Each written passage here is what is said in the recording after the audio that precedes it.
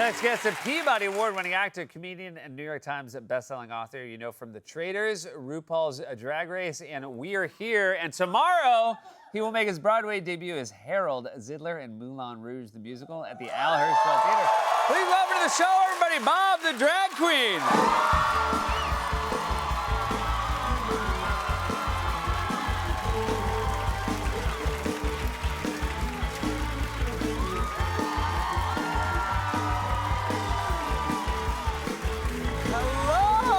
No, Bob, I insist. I didn't bring you all the way out here to have you all the way over there.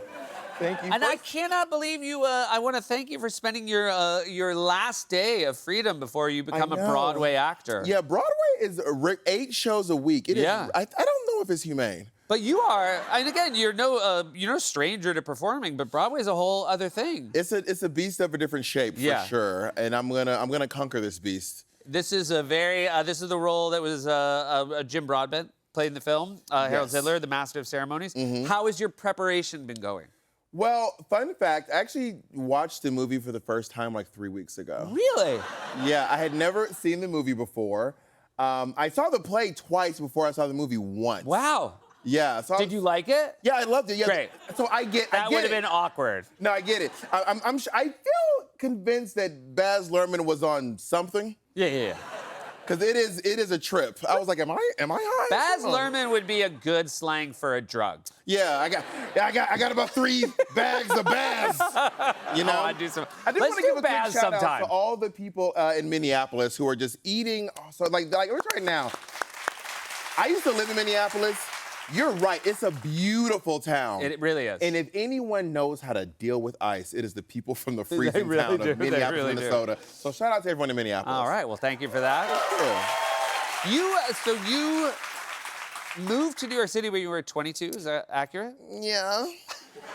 You know what a twink is? What I mean, it's like one of the little Twinkies, right? Yeah. I mean, I was a big 6'2" twink, but yeah. You used to be a twink. Was I? Yo, you were a twink. Oh my God, thank you. Were you a twink? Is this how people usually find out? Somebody tells them after the fact? Well, no, most twinks know, but some twinks, some twinks have twinkiness bestowed upon them later in life. I was born in the twinkness, one of those vibes. So you knew? Yeah, I knew you were a twink. So you came here as a big twink. Yeah. And was the city ready for you? I was not ready for the city. So New York City is a pretty tough. I lived here for 12 years, and I moved here, and I was like, I'm gonna be a big Broadway actor. But no one told me that to be in the company, to be like a chorus boy on Broadway, you really got to be able to sing and dance. Yeah. No one told me that. Now that's so funny because I'm not in Broadway, and I feel like I knew that. Yeah. And I went to school, and no one told me. Yeah, I'm one of those smart twinks. So okay, that's an oxymoron, and those don't exist. So I went on a couple of auditions and stuff, got a lot of no's. I mean, let me tell you right now, no matter where you're going in your journey, it might take you 17 years. There's a lot of detours. I still use MapQuest, so I'm taking the scenic route. You know what I mean? But I got there eventually. In fact, do you remember the first Broadway show you ever saw? Oh yeah, the first. Okay. This is so crazy. The first Broadway show I ever saw was Xanadu. Okay. And there's a guy named Andre Ward who was in it. He had this epic line in it, and then he's in this production of Moulin Rouge. Really? Yes, he's in the first show I saw, and he's in the first Broadway show that I'm in. Isn't that crazy? That's really wonderful. Yeah. I want to ask, we talked about you moving to New York City. Yeah. And a lot of people, when they move here, early apartments, early roommates. Did you have any of note?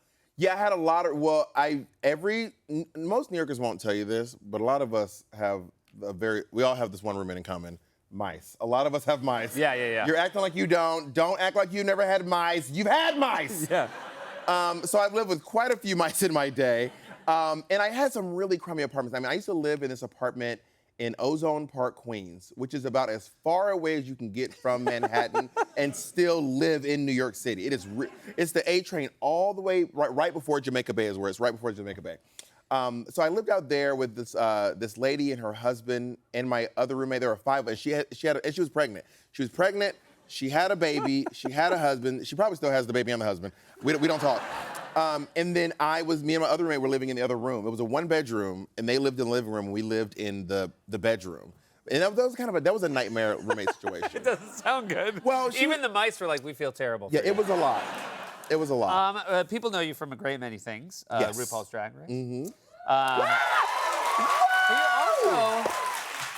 You also are an author as well. You wrote a fantastic book. Yes. Congratulations on Thank this you. too. This is the first book I ever wrote. I got a call to write a book, and they were like, "You want to write a memoir?" And I was like, "I'm too young. Well, what would I write about?" But I had this idea, like, what if? Hear me out. What if Harriet Tubman wrote a hip hop album? I know it sounds crazy, but I would listen. She would give Kendrick Lamar a run for his money. Yeah. You know what I mean? So then I decided I was writing it as a play first, but then I turned it into a book after I got this book deal, and I'm really glad. I think it's going to help the play. The play will, mark my words, the play will make it to Broadway one day. That's fantastic. We will all look forward to that.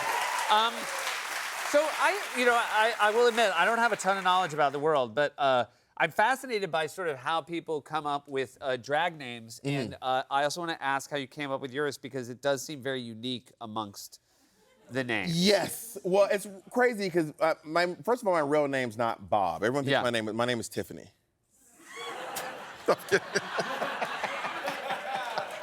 I'm sorry, sir. I did not just get off the bus. No, so my name used to be Kitten with a Whip for like 3 or 4 years. It's an old Anne Margaret movie. Okay, gotcha. And I was going, but everyone could call me Kate or Cat or Kitty, not my name. Yeah. And I was at this bar called XS Lounge, which doesn't exist. It was back in Chelsea. Back in my day, I'm one of those New Yorkers. That used to be a coffee shop. And then this guy, it was like late night, my friend Brian Kalinowski was the DJ. We kept saying our names over and over again. This drunk guy had just finished up, and he was like, "Guys, you gotta give it up for your host, Kate." And I was like, "Kate, that's not a drag name." Yeah. So I was like, "Yeah, guys, give it up for me, your host, Kim the drag queen." And then I kept making it more plain. Give it up for your host, Joe the drag queen. And by the end of the night, I was like, "And give it up for me, your host, Bob the drag queen." And I was like, "Oh my God, this is a great name." I told my friends that I'm going to change my name to Bob the drag queen. They all went, "Do not do that. That's a horrible name."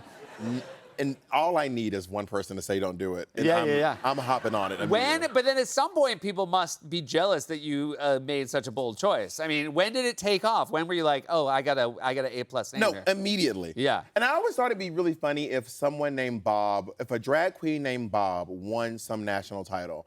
And then I did. And you know what? It was funny. Agreed. Bob the drag queen, everyone. Don't miss him on Broadway starting tomorrow for the next 8 weeks. Moulin Rouge, the musical at the Al Hirschfeld Theater. We'll be right back.